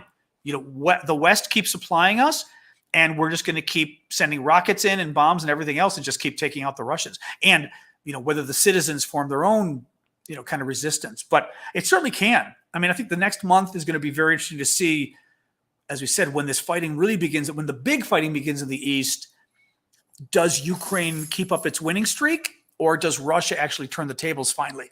Russia apparently has a history of sort of coming in late at the end and doing very well with like a lot of overwhelming power. So give it a month. I mean, obviously we'd have a much better idea, but what I mean is we've really got to see what happens with this war in the east now, and whether, well, Putin would be charged with crimes against humanity. The problem is, I didn't actually finish explaining this last time. So Leoth, I think, asked, what would Putin be charged with if arrested? Yeah, actually, just for the YouTube folks, really quick. I set the filter so it would filter out profanity, just because I was afraid we get a lot of nasty people coming in, and maybe something you wrote did that. I don't know. I could always lighten it up if we're not getting a lot of crazies. YouTube hasn't been too bad. But what could Putin be charged with? It would be crimes against humanity. The problem is that proving it is difficult. What I was saying before, for example, those missiles. The 2 missiles land on a train station in Ukraine. Whose missiles are they? Are they Russia's or Ukraine's? Both countries use them. Who sent the missile? Meaning literally, who's the guy that pushed the button? You got to get his name. Who's his, if we're trying to get to Putin, who's his boss? What's his boss's name? Who gave the order? I mean, like, where did the order come from? Did the boss just say, hey, did the guy just say, hey, today let's bomb a train station? Did his boss say bomb that train station? Did the general leading that sector of the war, there's like 20 generals leading the war in Ukraine, 20 different ones, Russian general. Did the general say bomb that train station? Did the general get told by Moscow to bomb that train station? So you kind of have to get it all the way to Putin. You have to find some kind of chain of custody that proves that Putin was involved. Now, I think, and I don't know how vague this can be, but I think, you basically would have to prove overall that Putin made clear, our doctrine is to kill civilians. Yes, part of our doctrine is going to be kill as many civilians as possible to break their will. And if you can tie that to Putin overall, then that was clearly the message given to the troops. So you don't need it to be Putin said bomb the train station or Putin said kill people in Bucha, but Putin said kill as many civilians as possible to break their will. If you can prove that, then you've got it. But apparently very, very, very difficult to prove. And then the question becomes, can you get your hands on him? Because he's going to be in Russia. He'd have to go to another country, and then he'd have to be arrested and extradited. But, after all of this, nobody should let Putin in their countries ever again, clearly. Any TikTok questions? Everyone's discussing that some of the questions didn't make it through. Oh, here's one from Mina. What is Mina's question? I didn't actually read it yet, but I'm putting it up. Now that Russia is admitting that they have sustained heavy losses, which they did yesterday, they admitted that, will it not start to cause Russian people to become angry at the loss and cause dissent among the Russian people? Yes. The thing is, somebody had raised this question the other day in the U.S., and they said, during the Iraq War, how many of the families, or Iraq or Afghanistan, how many of the family of American military members stood up and said, this war is wrong, it's criminal? You typically don't do that when your own son or daughter is fighting over there, typically, right? So for the families, it's kind of a weird mixed bag. Now, for the families who lose a child, that's a different story. Russia, you look back at the 1980s when Russia had invaded Afghanistan, and the moms of those soldiers, the dead soldiers, oh my God, they formed a really powerful movement that helped bring down the Soviet Union. So that's another question. But I think the fact that it was Dmitry Peskov, Putin's spokesman, the fact that he admitted that they had, I think he said, significant losses, and that it was a tragedy. The amount of losses they had in Ukraine meant that there's so many dead coming back that they can't hide it, from the public anymore. And they know people are going to start hearing about it. So they're almost trying to get ahead of it, saying, oh, yes, we know a lot of people have died. So then it becomes maybe less of a shock. But, they don't get a lot of good information over there. At least the old people don't. The old people believe what they hear on the news. So they hear the young people dying, but they think the young people died because they were fighting the Nazis. And they think, well, it's worth it to fight Nazis. So I don't know. The Russian people haven't risen up too much in the last 105 years. So I'm not sure they're going to do it. I mean, 2011, there was some, but, Cat G, I saw that the Russian units from Bucha are being redeployed into Ukraine. Okay, makes sense. Yep. Do you think Ukraine could, or into Eastern Ukraine probably, do you think Ukraine could capture some of them and try them for war crimes? Sure. Yeah, sure. I mean, first of all, capturing them is easy legally because they're enemy combatants. So you would capture them as prisoners. If you could capture them, you'd get them as prisoners of war anyway. So you'd have them. And then it's simply a matter of holding them until the war is over. And I would certainly not let them go until the war was over. I would never do a prisoner exchange with the Bucha boys. No way, you know. And we think we already know what units they are, or at least narrowed it down. I saw that yesterday. The U.S. was saying that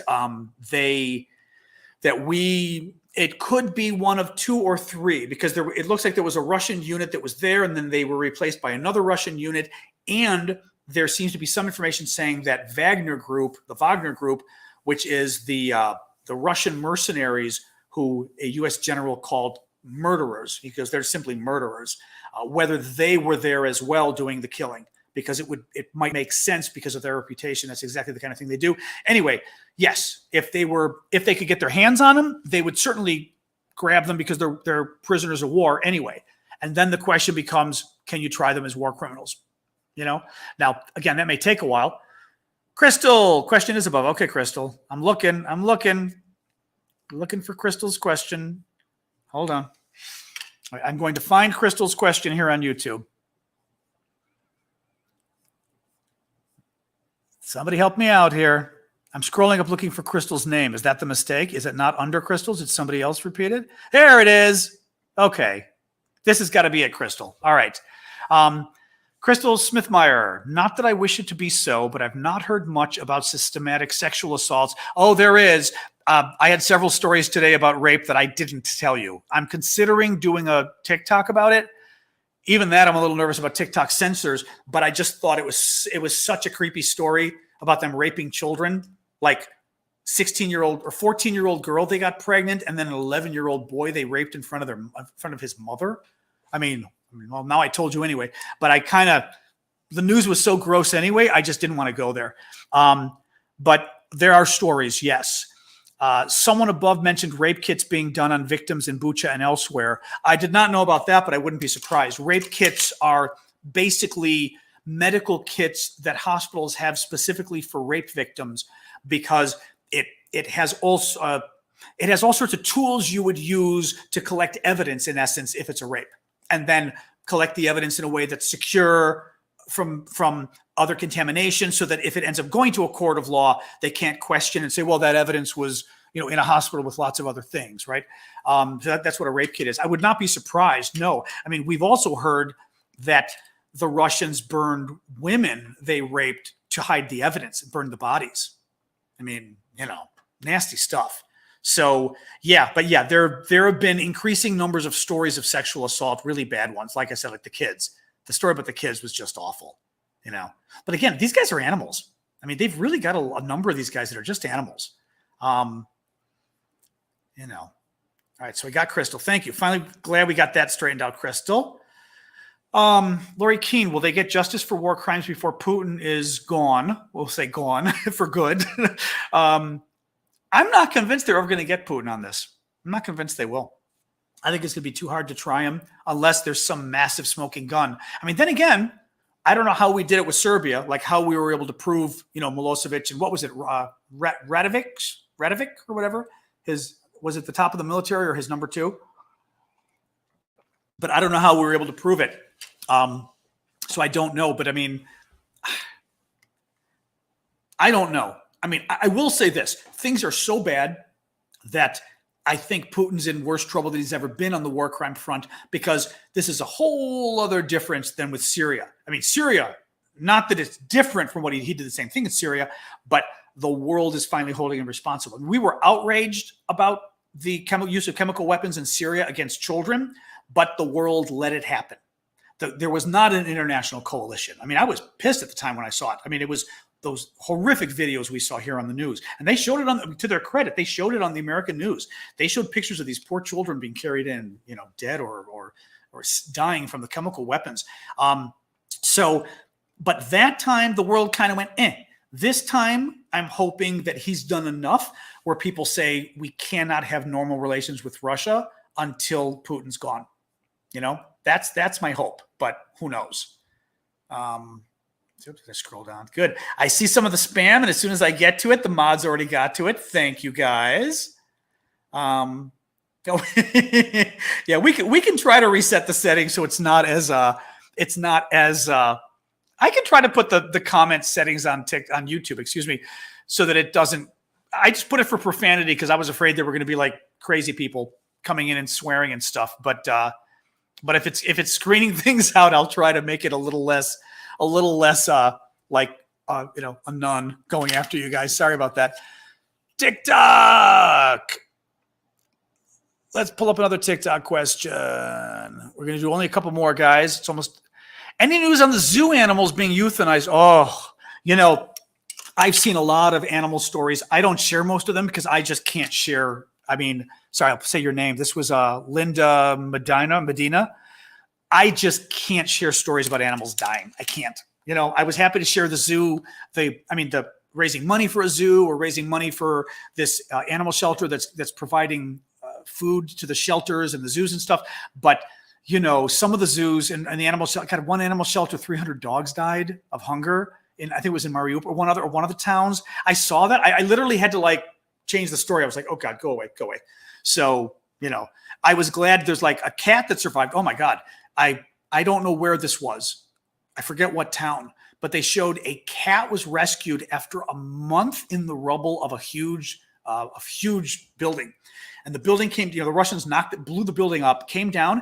The cat was survived a month. The cat was very skinny, but it survived as only cats will. But that story I retweeted because that made me happy. I was like, okay, I feel much better about this. Yeah. Okay. Any case, yeah, I just cannot share the animal stories. The bad ones, the good ones, I will always share. I don't think NATO and the US are doing enough. I really don't. Big Harv asks, I always preface this by saying, I think Biden has done an amazing job. It is very difficult to get the whole world together to do something. Thank you for the origami. It is very difficult to get the world together to do something. You're always going to have people who are like, oh, we should have more negotiations. Oh, this is too mean. This is too, it's going to cause nuclear war. What I don't like is Biden from the beginning had bought into that nuclear war BS argument of, oh, if NATO troops engage with Russia, it'll be nuclear war. I don't think it's going to be nuclear war because, I feel like we've got to keep reminding people, hello, guess who else has nuclear weapons? Hello, and it's not just us. It's the Brits. It's the French. I mean, it's who else we got? Israel, although Israel's not getting involved. South Africa, I don't know if South Africa still does, but certainly the French and the Brits have it, and America does. And the Brits have all, if not most of their weapons on submarines. We've got a lot of ours. You're never taking out those weapons. I mean, if there were nuclear war, Putin couldn't get those weapons and they would destroy Russia. We're not having nuclear war. I'm sorry. It's not going to happen because he knows we can destroy him just as readily. But so I did not like that Biden said that because to me, that made clear you're never going to invade. I mean, so let me rephrase this. That made clear no matter what Putin did, we weren't really going to stop him because that would be nuclear war. So why shouldn't he use chemical or biological weapons or even a nuke? I mean, yeah, using a nuke would be very bad, but nuclear war, right? If it's the end of the world is the other option. We don't want the end of the world. I mean, to me, the message we sent Putin was you know what? We're afraid of you in the end, so we'll help. But, and the MiGs, we're afraid of you. You were mean. You were scary about those MiG fighter jets, so we're not sending them because we're scared of you, right? I mean, I think that's BS. I think we need to recognize that we are in a proxy war with Russia, meaning we are at war with Russia, though it is via Ukraine, and we've got to give Ukraine everything it needs, everything we can give it to beat Russia, because it is not only an act of humanity to do so, but it is in our national interest at this point, in our international interest, all of us in the West, and I should even say the West. I never know if you want to really call it Japan in the West, in the civilized world, including Japan and Asia, that have stepped forward, African countries, et cetera. But everybody who stepped forward to challenge Russia on this, we do not need Putin to take the lesson from this, that that all these war crimes are okay, especially if he's able to take land in the end. He goes, okay, I did war crimes and I got land, woo-woo, it's worth doing. Andrew Mason, thoughts on Putin trying to hold out until France's election? Interesting. Hoping the results will destabilize NATO. And that's an interesting point, allowing him to expand war into other countries. Well, here's the thing. I don't think France's presidential elections this weekend, I believe, from what I heard. And Macron is very closely, not tied, but very close with Marine Le Pen from the far-right racist, I guess they're still called the Front National, aren't they? The National Front Party. I thought they rebranded themselves, though. Anyway, they're still far-right racists. But she's doing very well, which is very scary that she's tying with him or being very close to tied. I don't think Putin's trying to hold out for France's elections, but I guarantee you Putin is hoping what happens in France is the same thing that happened in Hungary, where the bad far-right guy wins, or bad far-right gal in France wins. Absolutely. Now, I don't know where she is on Russia. I actually don't know at all where she is, Andrew. I don't know. If you know, feel free to put it in the comments. Where has Le Pen been on Ukraine? Being far right, she could also be anti-Russian. It depends. Like, especially when you deal with Europe, right? Even in our country, the far left used to be the ones who defended Russia in our country and in Europe. And we still have some of them today on the far left who are defending this war. Whereas now we've also got the far right in league with Russia because of, Putin saying he's for Christians and all this kind of stuff. It's a very weird, it's a weird liaison now. So, I don't know. But anyway, yeah, if somebody knows, I'm just curious, put in the comments if you know where Le Pen has been on the issue of Ukraine. Harvey Kittle asks on YouTube, do you have an opinion on the report of Russian troops abandoning tanks and equipment en masse after the Kyiv withdrawal? I did see some of that, with BBC reporting that it could be the beginning of a military collapse. That's interesting. Okay, I didn't see that. I saw that a lot of weapons were abandoned. Now, some of them have sunk. I think I said yesterday, I saw a picture of a tank or video of a Russian tank that just sunk in a quagmire. It was the funniest damn thing.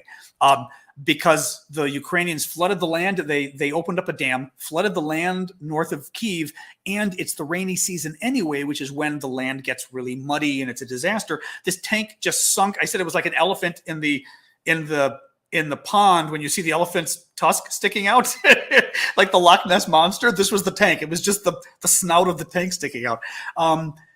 I didn't see that's. Send me that. I'd be curious to see the BBC report on that. Harvey's saying the BBC report, it could be the beginning of a military collapse. What I did see was a military expert I really respect yesterday or the day before, yesterday actually, saying that he thinks there is less of a chance of Ukraine losing than of Russia having just an outright collapse of their military in the next month in the East. He thinks one of the things they were pointing out wasn't just how bad Russia had done in Kyiv in the north. I'll do one more question after this because we've been going along. Wasn't just what was I going to say with this? It wasn't just that Russia was that lost in Kyiv in the north. That was obviously a sign that Russia's in trouble, right? That they lost up there. But the fact that in Mariupol, it's been 6 weeks that Russia's trying to take this little town. 6 weeks. Russia at one of the greatest military powers in the world. And you've got a little town. I don't want to say little, but what was the population of Mariupol before they started destroying it? Was it 300,000? Hey, Google, what's the population of Mariupol, Ukraine? According to Wikipedia, it was the 10th largest city in Ukraine in 2021 and was the second largest in Donetsk Oblast in 2001. With a 2021 population of over 430,000. Okay, 430,000 people. It's not exactly New York City, right? 10th largest city in Ukraine. The Russians can't take it. They may take it soon. Hey, Google, stop it. I like Google, but then she's just something went wrong for so much. Like, just keeps talking. So that's interesting. 400,000 people, it's big, but it's not that big. They not only have not been able to take the town in 6 weeks, the great Red Army, the great Russian army, but also the Ukrainians.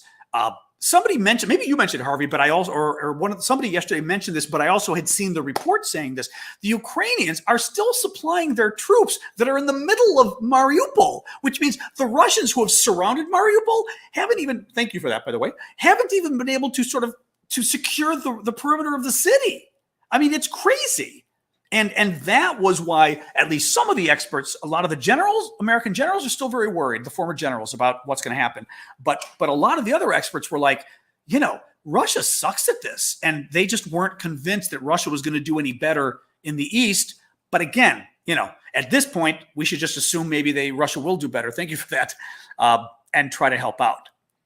All right. Were there any other super chat questions? All right. There's another one. Kendra. Ooh, there's a name. Kendra Barthelmez Forster.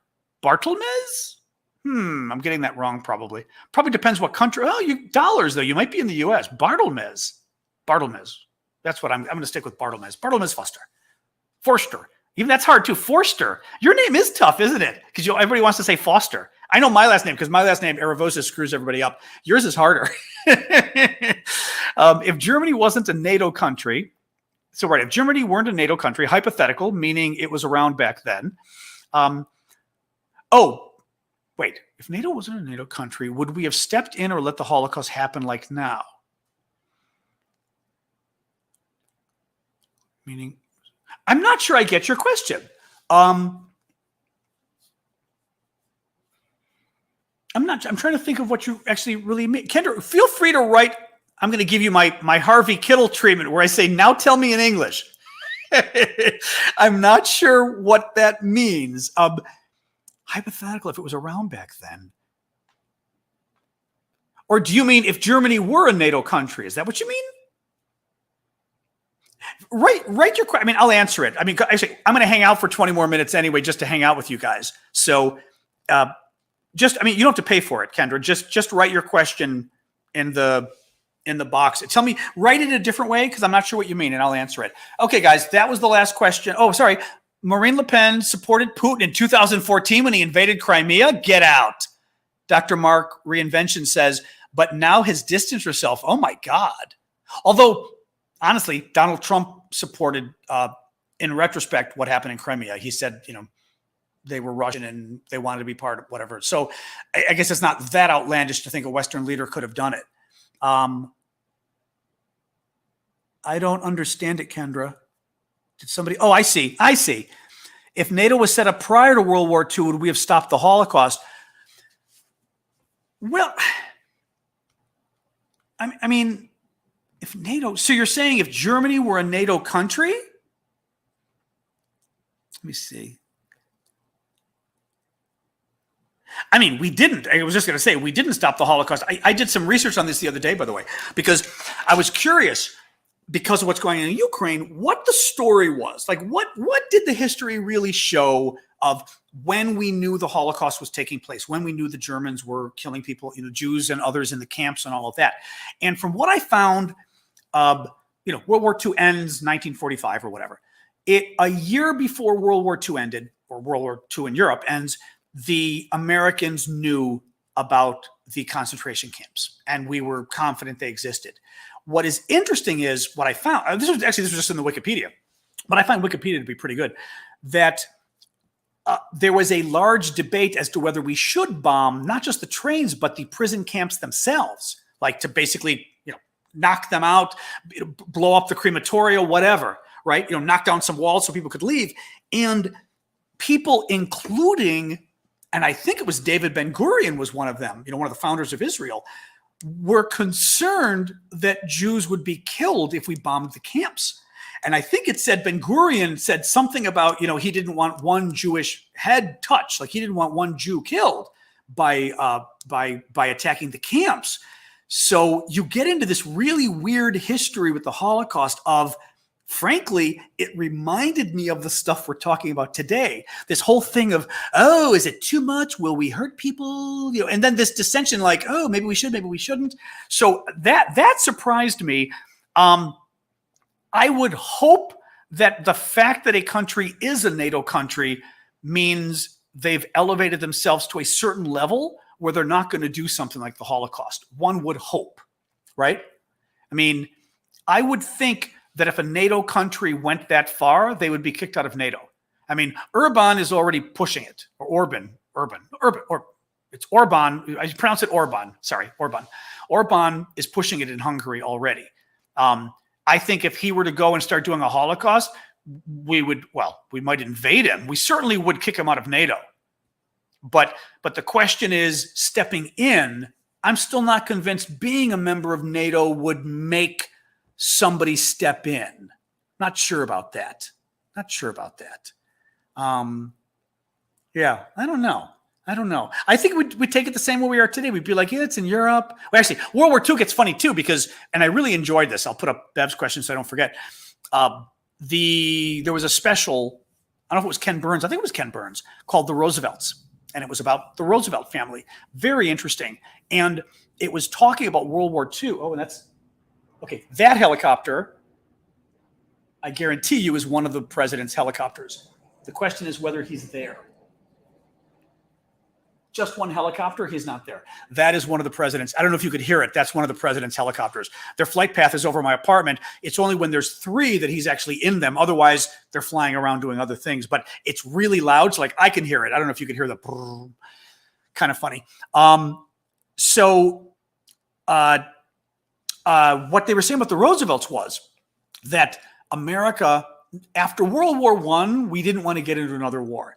But just as importantly, and this I found fascinating being from a Greek immigrant family, my grandfathers kept going back and forth to America from from maybe 1895, 1900 on. They came here, they'd work, they'd bring money back home, back and forth. Finally, my grandfathers brought my mom and, on mom's side, grandfather brings mom, grandma, and all the kids and everybody to the States in 1938 because he was concerned that Germany was going to invade. He was worried about World War II, and he was concerned that Germany was going to invade Greece or the Italians, whichever. And he was right, like a year later. So he got our family out. And what the show The Roosevelts was saying was Americans going into World War II, not only did they still have the World War I experience, and they're like, we don't want a war. 2, they felt like, that's their war. It's over there. You know what I mean? It's Europe. It's not us. 3, you had a bunch of European immigrants. This one shocked me, but I was really interested. You had a bunch of European immigrants who immigrated to America because they were trying to get away from Europe's wars, like my grandfather. So I would love to have been able to ask him. I mean, he's been gone a long time now. He died in like the 1970s, but to be able to ask him and say, how did you feel about the U.S. getting involved in World War II? And my guess is it probably would have been a mixed feelings. Like, we have to help. We have to, especially because Greece was being invaded. He probably would have said yes because it was Greece. But still, there was this feeling of he brought his family here to get away from Europe's wars. So that would have played as well in terms of whether we would have gotten involved. So Bev Winiski with Ukrainian Easter, also Greek Easter, Orthodox Easter coming up on the 22nd. Yep, ours is a week after the Catholic Easter, everybody else's Easter this year. Do you feel Russia will do something? I don't know. I can't be, it's Ukrainian Easter. It's also Russian Easter. They're Orthodox. We're all Eastern Orthodox, part of this sort of larger religion umbrella. So it's everybody's Easter on the 22nd. It'd be nice to have a ceasefire, knowing the Russians. They'll call a ceasefire and they'll drop a nuclear weapon that day. It's the Russians. So, I would still be very afraid of the Russians doing something that day anyway. So who knows? But Putin is so crass. I think the question I'd ask is, what is Putin going to do about Easter for the rest of the world, which is a week before? That's not Russia's Easter.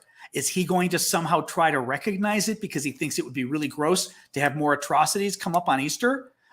It's a bad time, especially now. We're getting close to actually Holy Week, probably is next week for you guys, for the rest of you guys. That's not the resurrection and Easter is not a good time you want to be talking about war crimes because people are feeling especially devoutly religious during that time. I don't mean about the Russians. I mean about the world in general and the Pope and everybody else. So I don't know. But that's an interesting question. If anything, maybe they try to reach some kind of a ceasefire for that day. Ryan Rarden, according to the malcontent on TikTok, history doesn't repeat, it rhymes. That's somebody else's famous quote, actually, but it's a good quote. But yeah, I forget who's somebody famous is quote. History doesn't repeat, but it often rhymes is the quote, which I love that because, right, like it's not the same, but it's often kind of similar. And you've got to learn those lessons. Not naming any conflicts in the 1940s. Missed question. Andrew, sorry about that. Andrew Mason's question that I missed. Thoughts on Putin trying to hold out until, that's what we got. I answered that one. Yeah. Yeah, we talked about that. Crazy moderator. I answered Andrew's question. I did. No, I appreciate you being on the side of over vigilant is better than under vigilant because I wouldn't want to not answer one of the super chat questions. Okay, guys. Unless, like I said, there was a question I missed on super chat, I'm stopping because we've still got like 30 questions in the TikTok. As I said, there's always too many, so I apologize for that. I'll hang out for another 10 minutes. I will. I'm even going to get my little cup of chocolate. I got some chocolates earlier to make me feel better when I was working and getting hungry. Where's my little chocolate thing here? Here it is. Excellent. I made some sourdough today, so I've got that ready too. Maybe have it tomorrow. I needed more bread, so I finally made my sourdough. But yeah, this is the part I always say, you don't have to hang out, but we hang out for maybe 10, 15 minutes and just chat, and it's kind of fun and goofy. And was it Mark Twain? We figure it was Mark Twain. Yeah, where's RoboCop when you need him? Yeah, we need Rambo. We need a lot of people right now. No, these are good. They're Ghirardelli chocolate chips, but they're the nice 60% ones. They've got the 70% ones, but they're too expensive. It's crazy. I mean, these alone, regular price, are around $3.99 for like 10 ounces. They're a little expensive, but they're very good, and they're a little healthier because they're 60%. The 72%, they charge like $6.99 or something. I was like, are you insane for chocolate chips? I don't care how good the chocolate is. So I don't buy those. I will buy the candy bars themselves occasionally because it is very healthy chocolate. Once you're getting to that percentage, depending how it's made, you've got to be careful. You don't want Dutch processed chocolate. That's the stuff that Sasha does not get scared of the helicopter. That's the stuff that isn't as good for you. It takes away some of the good stuff, I should say, the Dutch processing. Sasha does not. No, she doesn't. She notices it and looks up, which is kind of funny. The one interesting thing with Sasha is my dog. When we first, what was it? I got her in Chicago. We then went back that summer. Yeah, we went back in the summer maybe. Or I was back, whenever I was back with her, a couple months later. And we're in my sister's backyard. And maybe it was even a year later, my sister's backyard. And a plane flew over because, there's O'Hare Airport, there's Midway, there's a lot of planes go over. But the plane was pretty high up. And you could still hear the noise, though. But I mean, it was like, the plane was like this in the sky. Sasha looked up and she followed the plane across the sky. And it was the funniest thing. And it didn't hit me until I thought about it. She's never seen planes in Washington, D.C. Planes aren't allowed to fly over Washington, D.C. They've got to go like near Washington, D.C. So like I will see planes on the horizon when the sun is setting. I'll see planes. You do not see planes overhead in Washington, D.C. They're not allowed because of the federal government being here and the president. So it was funny. Sasha had never seen planes, and she saw a plane go over, but she was observant enough that she followed the entire thing. It was really interesting. So, but no, she doesn't. The helicopter. If she's outside, she pays attention, but at least she doesn't get scared, thank God, like she does with every storm. But what else we got going? I'll put on my glasses so I can see she is smart. She's a little too smart. Dennis, or is it Dennis or Danny? Denny, maybe on TikTok. Yeah, Sasha's a little too smart. Mom's good. I probably need to check in again. It's been a few days. I'm being bad. I've been so busy with the Ukraine stuff that I haven't been calling as much, which is bad. I'm not sure what show I'm watching next. I'm getting to the point where I misspoke as to what season I was on in the originals. I'm on the beginning of season 5. So I'm like season 5, episode 2, which is freaking me out because there's only 5 seasons. So I'm like, no. I hate when I like shows and then they're kind of over. I I believe Star Trek Picard is back, I think already. I do want to watch that, season 3. A couple of the other shows I watch, and I'm forgetting, The Last Kingdom has another season out, I believe. I thought they were quite good. I like The Last Kingdom. The Kings keep screwing them over. I kind of felt like Charlie Brown and Lucy in the football. He just keeps, the Kings just keep screwing them. I don't really watch any foreign shows, partially because they don't show them here, really. I mean, I guess you have to see if they're on Netflix, but foreign shows aren't very popular or well known. I've seen the Diablero was kind of fun. I only watched the first season, which is a Mexican show. And honestly, part of the problem was one of the things I don't like about Netflix is it seems like the seasons, TV in general now, when I was a kid, first of all, there were more shows. When I was a kid, a season of a TV show was 24 shows. So you got a lot of TV shows. And the nice part was, even the shows that were an hour long, like Buffy the Vampire Slayer, you had 24 episodes, and then it went on for 7 years. So if you ever wanted to watch it again, you got lots of episodes to watch. Nowadays, these stupid series are like, 6 episodes is a year, or 10 episodes, and then they wait 2 years for them to come back, and you can't remember the show. So that drives me a little crazy. I love Buffy. Oh my God, I love Buffy. But I can't remember the show. So Diablero came back, and I started watching the next season, and I was like, I have no idea what's going on. So then I stopped because I got bored. But I have that happen a lot. Like we take so long between now. It used to be literally the show would end in May and come back in September. So you'd have a summer to go, oh my God. But at least you didn't forget the show. Peaky Blinders? I don't know what that is.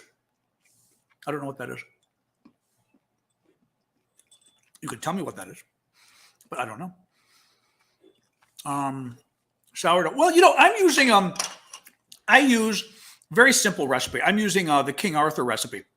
There's an American flour company that's very good, and they also they test recipes.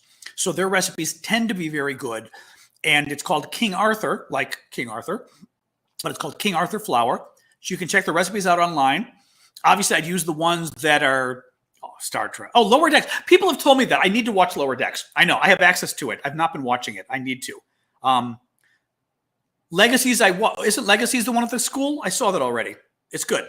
Yeah, at the high school. That's Legacies, I think, right? I already watched. I watched that one first, not realizing it was a spinoff. It's very good. Oh God, every time you guys get me on a tangent, then I forget what I'm talking about. Oh, huge UK show. Well, Peaky Blinders is a huge UK show? I'll write it down. Really? All right. Always like to know yes, I know. Fortnite's up to that now? Jesus. I knew they were donating. Fortnite players have now donated $144 million to Ukraine. Dear Lord. Peaky Blinders. Okay, weird. All right, I'll check it out. I tend to be much more of a fantasy guy, or I really do love sort of the English period pieces. Downton Abbey I loved.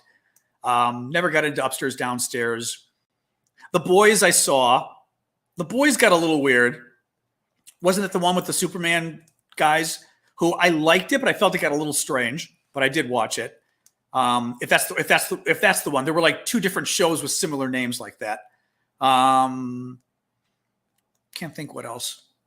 Thanks, guys. Appreciate it. So I'm saying thanks for the TikTokers. As I said, you don't have to hang. Vampire Diaries, I tried. I got bored by like year 3 or so. It just dragged.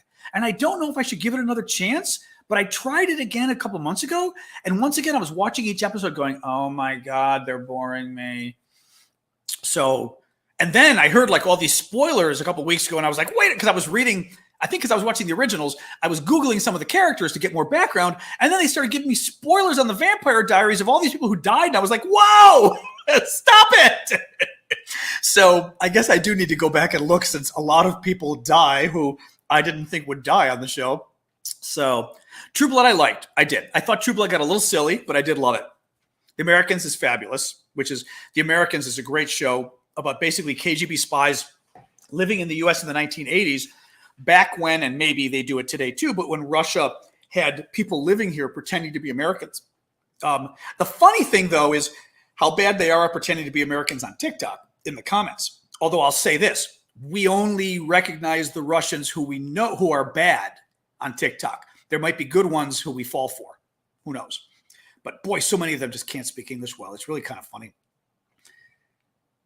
Watch The Witcher. Oh, The Witcher is. I love The Witcher. The Witcher was great. The Witcher was great. Warrior Nuns is surprisingly good. There's only one season out. There's another season coming. It was good. Stranger Things, very good too. But I liked Warrior Nuns. I'm going to watch the originals. That's not even a question there. Don't worry about that. Team Eric or Team Bill? I do like them both. I would say by the end, Bill just is a little too, probably more Eric in a funny way. Bill's just a little too Bill after a while. Cause you know what it is though? Because in the end, Bill, both characters become more gray. Eric starts evil and becomes kind of interesting. Bill starts good and becomes a little less good, or in a way, more tarnished. And I didn't like that. That made me, that kind of, I don't remember Bill through, but I remember at the end, she's not with him, which that bothered me too. I was just kind of like, come on. But yeah, Witcher I liked. Oh, Demon Slayer. Okay. Demon Slayer. You guys are great for recommending TV shows. Demon Slayer, although there's a second thing. Demon Slayer, Kimetsu. Well, I'm going to assume I just have to write Kimetsu because there aren't going to be too many shows named that. And yeah, Lower Decks I started watching and didn't continue, but I should have. I forgot about that. Everyone likes Lower Decks. I know. I've got to check it out. What else? What's the other one you've got? Lupin? Lupin on Netflix. I don't think I've seen that. Dexter I have heard of, but don't know. Oh, Annie. I've never, people keep telling me Ozark. I just guess I didn't like I hated Bridgerton. You know what? Here's my problem with Bridgerton. First of all, it felt too silly to me. I like British period pieces because there's a lot of thought that goes into them. Bridgerton felt like a soap opera, and honestly, I was offended by the sex. I don't watch TV for sex. It offended me. I get Scandal did this too. Oh my God. Was it season 2? One of the seasons of Scandal opens up and it's the lead character getting oral sex on a beach. And I'm just going, why? And I think I was with my mother at the time too. I was like, why am I watching this? I so strongly object to unnecessary sex in movies. And I thought in Bridgerton, literally, they're trying to titillate people. It just struck me as gross. I find it gross because I literally feel like I'm being manipulated. I don't like that. Sex in movies is fine if it's relevant, but not because now we have to. And of course, Bridgerton, I will give credit because a lot of guys were naked. Usually it's we're going to show the women. We're not going to show the men, of course. But that bothers me, so it's gratuitous. I just don't like it. House of the Dragon. I've heard that's the precursor, isn't it? To Game of Thrones. I think it's House of the Dragon. I don't remember the Americans having between those two. Vaguely remember. Yeah. My mom was always this way too. When it's extraneous, I feel like you're manipulating me and I don't like it. And it makes it impossible to watch with almost anybody else because you get embarrassed. Like trying to have my mom watch any of these shows and you're like, oh God, now there's a ridiculous sex scene. The worst was when I finally watched Sense8, Sense, and then the number 8. Wonderful series.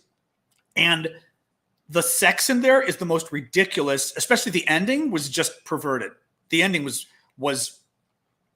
honestly, the ending was ridiculous. The ending was, somebody LGBT saying, let's make the last 45 minutes be about LGBT rights and not, I'm gay, but, not the entire point of the show. And that's what they did. They spent the whole time on the stupid wedding and you're like, okay, really? And I'm sorry, but that end scene was disgusting. I can't even describe the closing scene on here because it probably would get censored by TikTok or YouTube. It was vile, the closing scene. Absolutely vile. Basically showing used sex toys. Zooming into a used sex toy as the last picture and used, and you can see it's used. And you're just like, it's a show that's kind of like a spy show in like a sci-fi spy show. And like, what? Oh no, that show is disgusting. Great show otherwise, but keep your mom away from that one, at least when you're around. Oh, what else? The great. I never watched Goonies. I'm going to hang up in a second, though. It's 1:45, guys. I'm going to take a break. Also, because tomorrow I still think let's do 1 o'clock Eastern because Blue Bloods. I do love Blue Bloods. Got a little light in the last couple of years, but I still like it. Let's still do 1 p.m. Eastern time U.S. So 1 p.m. Washington, D.C. time on Saturday. It's a little early, but, there'll be some news to talk about, and maybe we can just do more questions because I have got to start doing my taxes. And at least if I do that early, I can take a break and then at least begin my taxes so I can get some movement going because it's hard. Anyway, it always takes way too much time, but doing this at the same time is tired. So John's got to do his taxes. John does have to do his taxes. Actually, my taxes are not complicated, but I even have to file an extension, which I learned to do years ago, which isn't hard because the government has been so slow at processing our taxes post-COVID. It took them 9 months to get my taxes and process them. And then I found an error I had to correct, but they told me you've got to wait until we get to it because it's literally taking forever. Well, January, the government finally got to processing my federal taxes and I still had to send in the amendment. So I sent the amendment in, which could be another 9 months. So my taxes due April 15th here in America, I can't really submit them because I don't have the right taxes yet. So I've got to do an extension. But to do the extension right, you have to get your taxes pretty close anyway, so you don't get penalized. And I just like to know anyway. So I'm going to try to go through it and get it right. So it's done, but at least, what do you do? All right, guys, I'm going to sign off. Thank you so much. Thank you, moderators. Thank you, Rada Tattoo. The cute. That's very cute. Thank you. TikTokers, you're fabulous. I will see you tomorrow, 1 o'clock Eastern time U.S. That is Washington, D.C. time. And my guess is probably 1700 UTC, but who knows? Just compare your time to Washington, D.C. You'll find it there. So we're going to do 1 p.m. Washington, D.C., 1300. All right, guys. First, I'll sign up TikTok. Love you all. Thank you. Goodbye, TikTok. I always feel bad because the comments keep coming, but I got to sign off sometime. All right, there we go. All right, and you guys too. Thanks so much. Mods, as always, thank you. And I'll see you guys tomorrow at 1 DC